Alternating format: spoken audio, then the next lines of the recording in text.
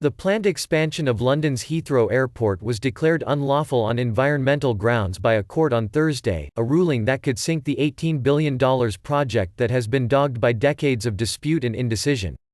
In a victory for climate change campaigners, an appeal court judge said that building a third runway at Europe's busiest airport was legally fatal because it did not take into account the government's commitments on climate change.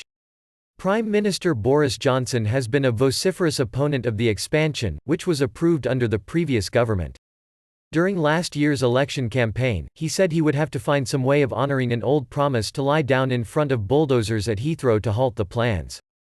The government will not appeal the ruling, which could spell the end of a project that has been discussed in Britain for almost half a century. However, Heathrow Airport, owned by Spain's Ferrovial, the Qatar Investment Authority and China Investment Corp., said it would appeal the decision in the Supreme Court and added the climate change concerns could be addressed. Heathrow argues that Brexit makes the project critical to ensuring Britain can increase trade with the rest of the world. The planned third runway would be the first full-length runway built in the London area for 70 years. The airport's 2 runways are operating at full capacity, and the airport will in 2 years be eclipsed as Europe's busiest by Paris, after previous attempts to expand it failed.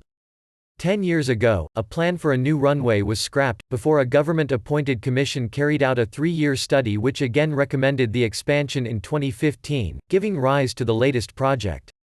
The judge said that in its current form the government's policy failed to take into account climate change commitments made by the government when it signed up to the Paris Agreement in 2015. That, in our view, is legally fatal to the ANPS airport's national policy statement in its present form, said Judge Keith Lindblom. The government will now have to rework the policy if it wants it to go ahead, he added. The Department for Transport was not immediately available to comment on what its next move would be and whether it would now look to amend its policy.